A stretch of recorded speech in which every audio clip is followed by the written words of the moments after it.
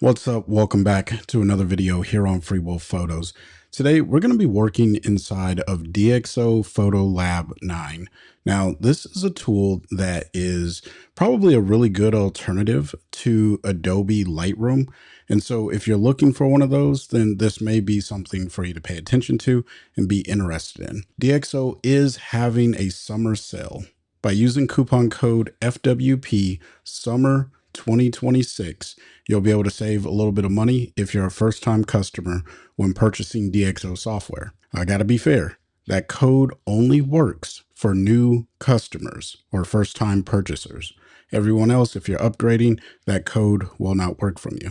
And then last but not least about that code is it is an affiliate coupon, which means if you use it, I make a commission, but it's at no extra cost to you. Let's go ahead and jump into DxO Photolab 9 and take a look at how the tool actually works when editing images. All right, so one of the first things that I want to showcase here inside of DxO Photolab is the ability to auto apply a preset.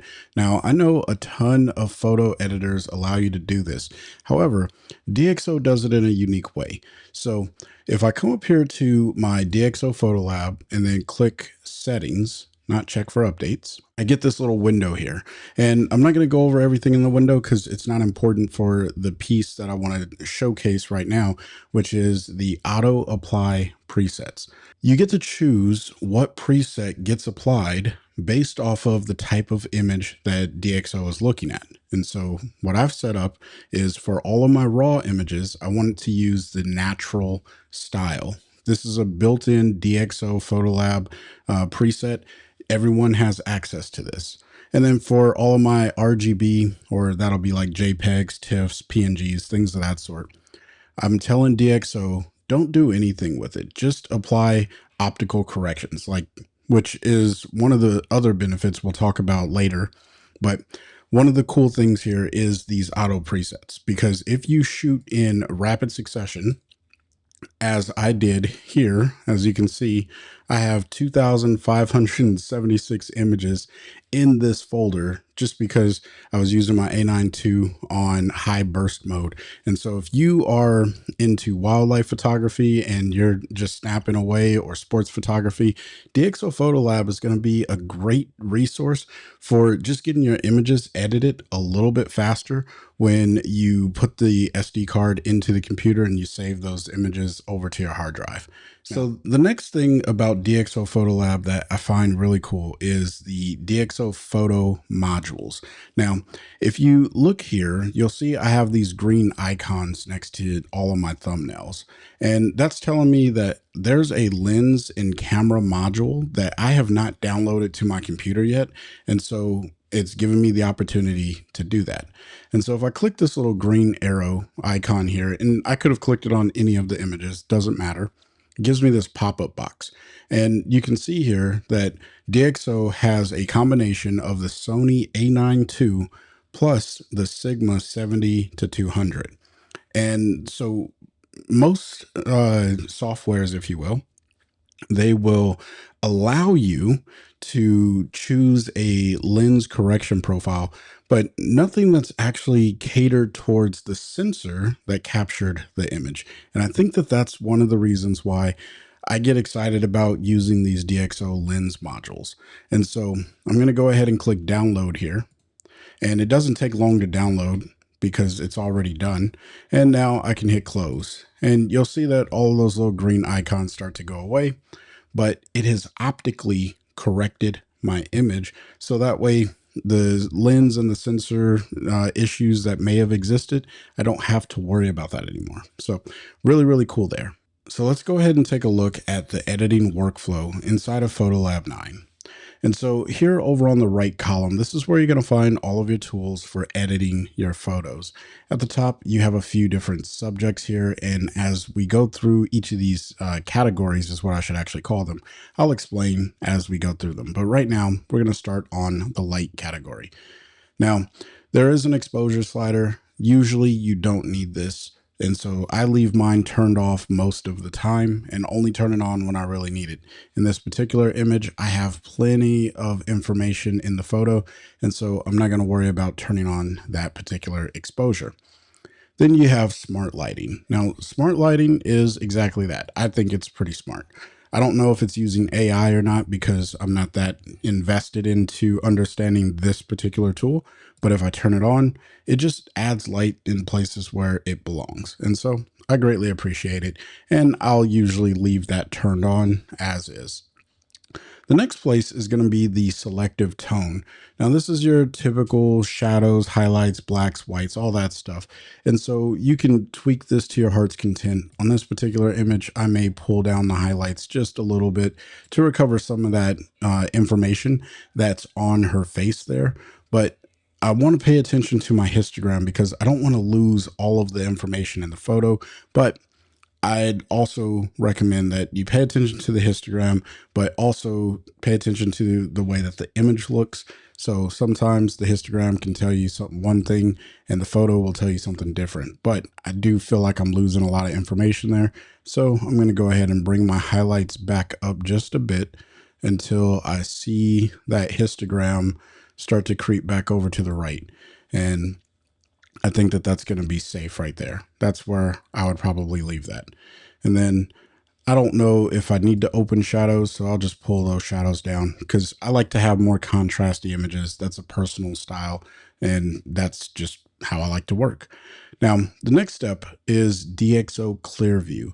By default, with that neutral preset that I have, or natural preset, this is turned on, but I don't always need it. And so for this particular image, I don't think I do. So I'm going to turn it off because I feel like it's just a little too strong and it's not helping with the overall photo. And so that brings me to contrast, which I do think this image can benefit from a little bit of contrast. And so I'm just going to go ahead and pull that up to about 12 points. And I'm going to call that good. So one of my favorite places to really develop contrast in a photo is inside of the tone curve. So I'm going to go ahead and turn on the tone curve here. And you'll notice that there's a few categories that are available to us. I'm on the very last one, which is the Luma curve. And this allows us to only impact the light values in the photo, as opposed to the light values represented by the red, green, and blue channels. And so what I'm going to do is just go ahead and pull down a little bit on the shadow section here. And that's going to add in a little bit of that darker anchor and that base that I personally like in my photos. And then I'm just going to pull up a little bit more, a little bit on the highlights there. And I think that that looks pretty good. So if I turn this off and turn it back on, it's a more drastic contrast change. But for me, that fits my style of photography. And I think it complements this particular image quite well. And so the last one here is vignetting, and this is part of that DxO module thing. And so if you turn this off, you can see what it does. Like there's heavy vignette with the lens sensor combination that I have with this particular image. And so if I go ahead and turn this on, it just brightens up those corners. Honestly, I think I actually like the vignetting turned off because I want this to be a little bit darker. This is a spotlight type of image, and I want to focus more on the dancer here. So I think I'm going to go ahead and turn that off. All right. Now the next category is going to be color. If I go ahead and click there, I get a new set of tools. And I love working in like compartmentalized kind of ways where I can work with light and then I can jump over to working with color. And DxO gives us a lot of tools that are really, really cool for working with color. Now, the very first one that I recommend everyone use is DxO Wide Gamut. There's two options. There's classic and wide gamut. And the wide gamut is the one that I recommend everyone works on because you just have more information available to you in order to tweak the colors to your heart's content. So I'm going to definitely leave mine as the wide gamut. Now, white balance, I'm going to skip over because I think the white balance is decent enough for what I want to accomplish in this photo. So I'm just going to leave that as is. Now, the next section here is the color rendering. And to me, this is one of those pieces to the DxO Photolab software that really sets it apart from other photo editors. All right. Now, I do want to give a word of caution here. I do have DxO Filmpack, and this is an additional piece of software that DxO sells. And I highly recommend that if you're considering DxO Photolab, you do consider picking up DxO Filmpack as well. And I'm going to show you why right now. So especially if you want color in your images and you want to have like complete control over the color in your images. And so if I come down here to the type for the rendering, I'm going to click this drop down and you'll notice that I have a few different options here. Now, the one that we're going to focus on today is camera body, but the DxO Filmpack, it really unlocks a lot of these other film types and I guess renders, if you will. So if you want to like go crazy into color grading and manipulating the colors in your photo and having a good, I guess, render, then you definitely want to consider DxO Filmpack if you want those. But for today's purposes, I'm going to click on camera body. And this now has changed the rendering format, because if I come back up here to generic rendering, you get some neutral colors and all that stuff, but that's really not as helpful for today's purposes, right? So I'm going to come down here to camera body, and then I'm going to click on the drop down here and look at how many camera bodies we have access to.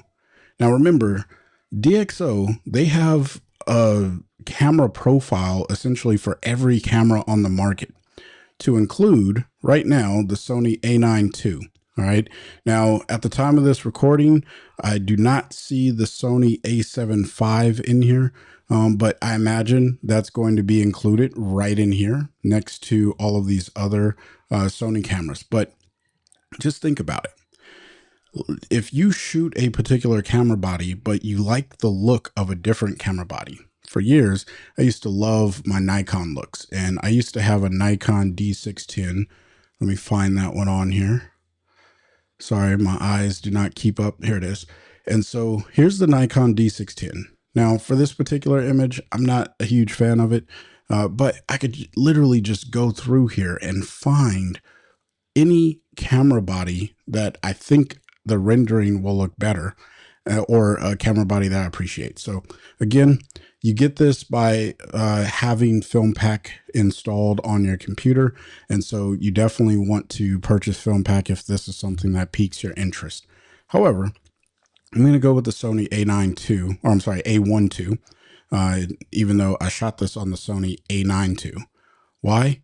Because I like the way it looks. It just looks better, in my opinion, than the Sony A9 II render. And so far, let's just go ahead and look at a before and after. So side-by-side comparison. Left side is the before side and the right side is the after. So this is what it looks like without anything. And then this is what it looks like with all the renders that we've put in so far. And honestly, you could probably stop right here in most cases, because the image is going to be pretty good for the work that you want to do. All right. But you can go a little bit further. And so you have this color section down here. Now, for today's purposes in this HSL section, all I'm going to do is increase the vibrancy just a little bit here. And so if I just go ahead and pull this up, and all I'm trying to do is get some of those less saturated colors a little bit more saturated, but I want to be careful because I am seeing the banding that's happening right here. And unfortunately, there's not much I could do about that, because I did have the flicker, the anti-flicker turned on my camera, but the sync speed and shutter speed, it just didn't work out. So it is catching some of that light banding. That's not a issue of the camera. That's just the quality of lights that were available. That's one of the challenges of shooting against, I guess, artificial lights, especially if you don't know the refresh rate of those particular cameras, or I'm sorry, those lights. But it's not important, because that's good enough for what we need to do here. And in fact, I'm also going to come into the blues, and I'm just going to give it a little bit more saturation, because this backdrop is blue back here. And so I do like that. Now, if I wanted to, I could actually change the color of this backdrop a little bit by clicking on this little eye picker tool and then selecting here inside of the backdrop. Or if I wanted to change the color, let's say I wanted to change the color of this white area, I could change that color very easily by clicking and dragging. Now, I don't want to do that. I'm just going to go ahead and reset that, but it is a feature that's available to us inside of DxO Photolab. Lots and lots of power. Now, there is this uniformity tool, and what this essentially allows you to do is kind of blend your colors so everything either looks more uniform or less uniform. Obviously, the further you pull it to the right, the more uniform colors are going to become, and they start to blend more with what you have selected here in the color wheel. And the more you pull this to the left, the more you're going to start to see those colors kind of more distinct and separated. Very, very powerful tool. But for this particular portion, I don't need that aspect available to us right now. Now, for the big thing that a lot of people switch over to DxO software for, and that is the noise reduction. Now, in this particular image, I shot it at 800 ISO. Let me zoom in just a little bit here. Close that down. And let me zoom in here. We're going to jump to 100% on the overall photo. There's not much noise in this particular image, at least not visible noise. There is noise, but it's not like crazy visible. But that's because I did shoot this at 800, and the A9 II has a pretty good noise, like low noise signal to noise ratio, whatever. Anyway, the reason that a lot of people jump over to DxO software is because their noise reduction capabilities are just phenomenal. All right. I don't know how they do it, but they're phenomenal. Now, with Photolab 9, you're going to get two options for your noise reduction software. You're going to either get Deep Prime 3 or Deep Prime XD3. And I'll definitely have to check this, but I believe that based off of the version of Photolab that you purchase, you may only get Deep Prime 3 unless you get the Elite version. I think that Deep Prime XD3 is only available in the Elite version. I could be wrong on that, but nonetheless, you're going to get some version of noise reduction software.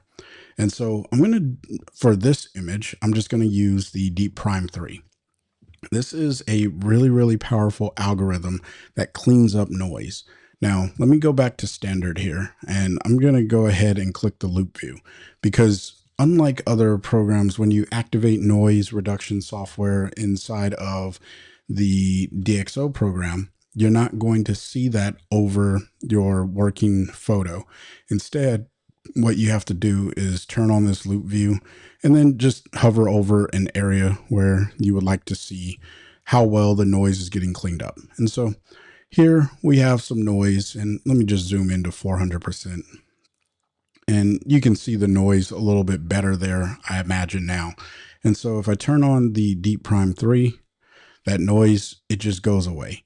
And honestly, for this particular photo, I probably would not go beyond Deep Prime 3 because it's going to be diminishing returns by going to Deep Prime XD3, which is just going to give some extra details. But ultimately, it's not really that much of a difference than what I'm getting with Deep Prime 3. And so I'll just use the Deep Prime 3, save my computer a little bit more processing power, and we'll leave it alone. Now, to that point, the processing doesn't happen until you export the image. And so if you want to see what the final image is going to look like, you have to use this loop view, or you have to export the image. All right.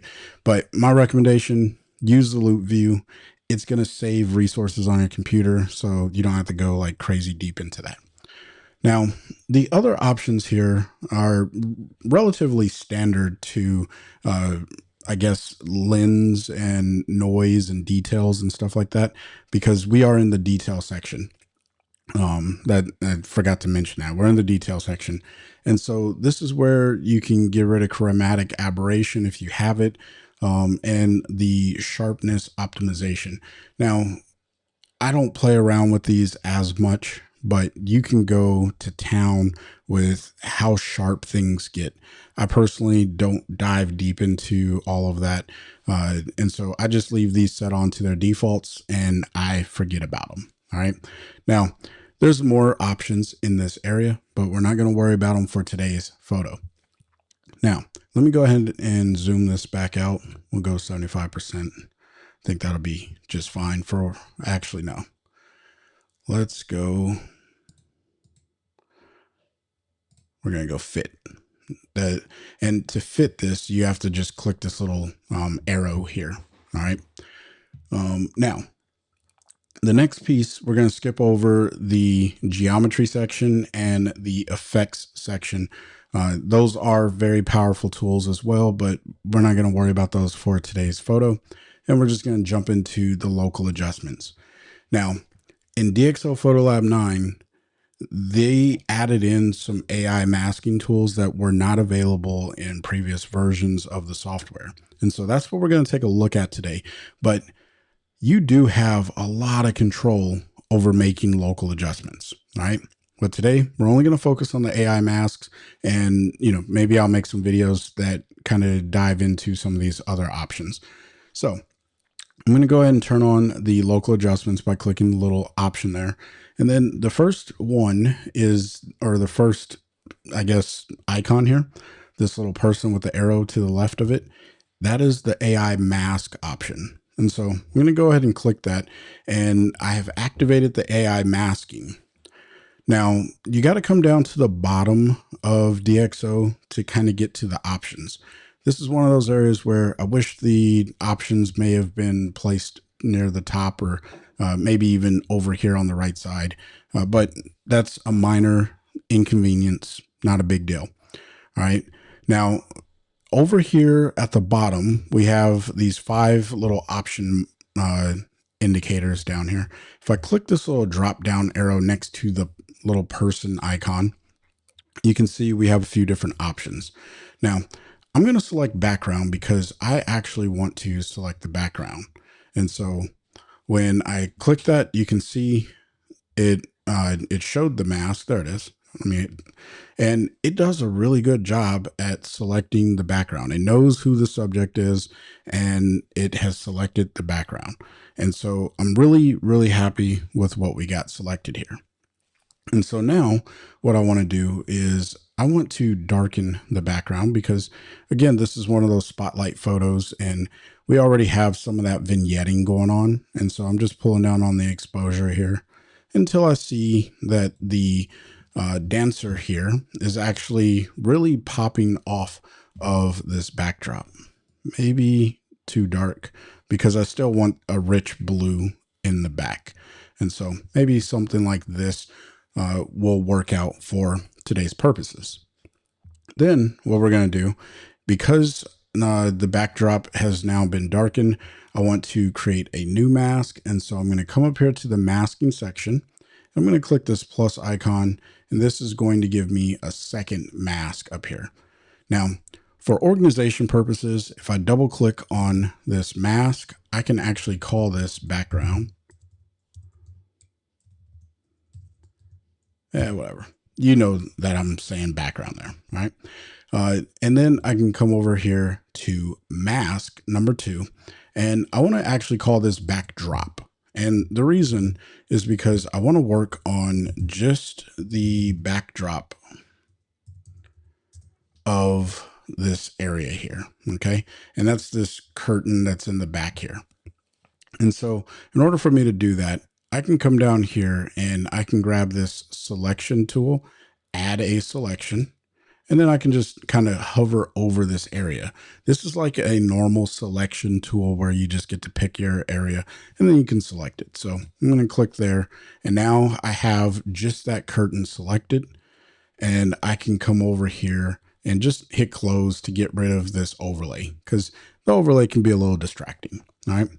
And so now that that's closed down, what I can do is come over here to the HSL section where all of my color information is located.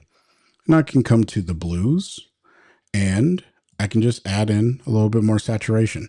And you can see what's happening to the blue back there. It's helping to separate the dancer from that backdrop and make things just a little bit more blue. All right. And then I'm not going to worry about uniformity, but you could play around with that again. And so I want to make one more mask. And so I'm going to hit the plus icon here to create a second mask. I'm going to activate the AI mask. And one of the other options here is clicking the drop down is you can select clothing. And so I believe since her clothes are essentially the same color of the backdrop, I want to make the clothing stand out just a little bit more. And so in order for me to do that, I can select it, hit close, and then I can move this in either direction for the color. And you can see I'm just shifting the color of just her clothing there. And maybe something like this looks pretty good. And then I can probably even increase the highlights just a little bit to make it stand out, and then add some contrast to the clothing since there are shadows on there, and maybe even expose it just a touch. All right. And then we'll even give it a little bit more saturation. So that way it kind of stands out a little bit more compared to the backdrop. All right. So let me turn this one off and then I'll turn it back on. So, and let me close out the mask here. So that way we can see just that. So more of a purple look on her actual clothing. And then when I turn this back on, it goes from a purple look to something that is a little bit more of a blue look. Now, will the dancer like that? I don't know. It's still something that I think is really cool that we have access to be able to do here inside of DxO Photolab 9. And so once that's all done, it's time to get rid of some of the distractions, I think. Typically, I do this at the beginning of my photography or my editing, but today I just saved it till the end. And so for like this little microphone that's sticking out at the top here, easiest way to get rid of that is just by using a crop tool. And I'll just pull in just a hair just to pull that down, and then I can hit close, right?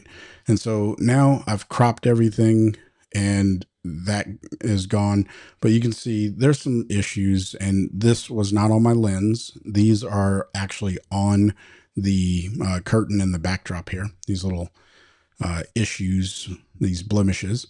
And so if you come up here to the top, you can grab the retouch tool.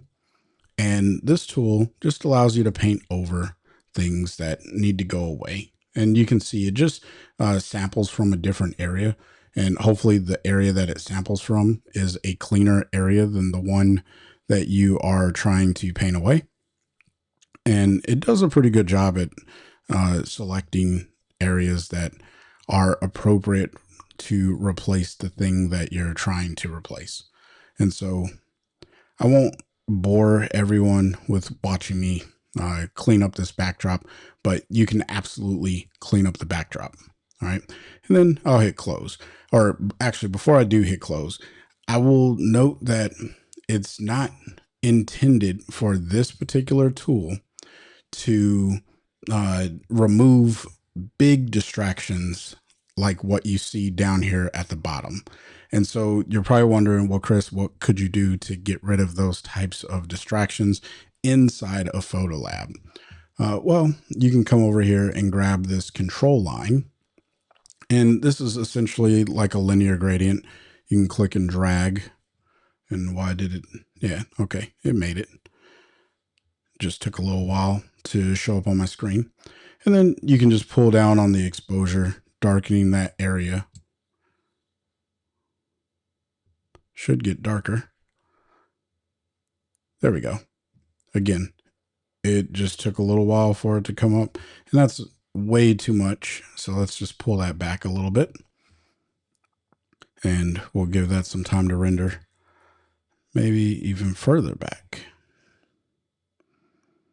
And so something like this is probably appropriate. And if you need it to, you could also pull down on the opacity if you needed a little bit more of that to kind of show through. You can pull down on the opacity, and this works like pretty much any other adjustment tool in a photo editing software, that the lower the opacity, the more the original shows through. And so let's go ahead and take a look at the overall before. And then this is what we were able to do inside of DxO Photolab. And so now it's time to get this photo out of DxO and onto your hard drive. So what we're going to do is come back to the photo library, and with the image that you want to export selected, you're going to come over here to export. All right, now exporting is pretty straightforward, and I'm going to run through this relatively quick. However, if this is something that you have questions about, just leave it in the comment section and I will answer your questions. So I'm going to start with the standard output. You could use multiple presets at any given time. You can see I have 2 down here, Vero Send, and then also YouTube thumbnails. If I check those on, then it would export this image into those libraries as well. But I don't need to do that today. I'm just going to use the standard output. And now this gives me a few options to choose from. I can choose my file format, which I'm going to go with JPEG. I usually export anywhere between 80 and 90% quality, and that seems to work out just fine. I'm going to put this into the original image folder right now. But if I click this drop down, I can actually put this into the edited images, which is a subfolder that I created for the files that I was working on already in this particular library. And so now I can come down here and I can change the batch name. So I just have this set to dance recital dash and then the sequence number. That's just going to give it a number at the end. So if you were exporting 20 images, it'll have the name, dash, and then the number image that it falls in on that sequence. And then if you scroll down, and you can see that actually reflected here in the preview. Resize, I'm not overly concerned with. Watermarking, I don't need to worry about for this particular image. And then as far as the ICC profile, I leave it set to as shot in most cases. You can choose to change that if there's a need to do so. And then I always leave the metadata turned on because I want the metadata baked into my files. So personal preference. I'm going to go ahead and hit export, and I get this little arrow here. If I click this, it gives me the render speed and process. And DxO actually renders really fast. I was working with this last night and I rendered, I believe it was 10 images, and it was done within less than a minute for all 10 of the images. And I was using that denoising aspect or denoising software. All right. And so once it is done, you can come over here and you can click this magnifying glass, and it will bring you to the image. Let me just close down the folder there. It'll bring you to the image inside of the folder. And so this is actually a different edited images folder. This is where I have some other files that I was working on. But you can see here is the final version with the noise reduction added in. All right. Now, you're probably wondering, well, Chris, how in the world do you get rid of these lines down here at the bottom if the repair tool doesn't really work that way for this? Well, that's where you would include Affinity Photo, or I guess it's now just Affinity. It's a free software. You can download it and you can run that on your computer, and you can use the inpainting tool to get rid of that. If that's something you're interested in, let me know in the comment section below, and I'll create that video to show you how to do that. So there's DxO Photolab 9, and I know that this was a relatively long video, but we literally just barely scratched the surface of what this software can actually do for your photography. If you want to see more videos about Photolab, let me know in the comment section below. Just put a message down there that says, give me more Photolab videos or something of the sort. And I'll add Photolab more into the routine of the videos that I publish here on the channel. Now, of course, if you want to pick up Photolab and this is your first time purchasing it and you want to save a little bit of money as well as helping the channel out in the process, consider using the coupon code FWP Summer 2026. Now, this is a limited time coupon and it's only going to work while the summer sale is active. All right. And so if you are watching this after the summer sale is active, well, then check the description box to see if there's a different coupon code that you would be able to use. Now, if you have questions about the software or any photo editing software, maybe you just want someone to look over your shoulder while you're working in your own personal workflow, consider signing up for a training call with me. A link for that can be found in the description box below. It can be any photo editing software. I will just help you create a workflow that is going to be beneficial to you. And so, with all that being said, until next time, I want you to stay inspired and keep creating. Peace.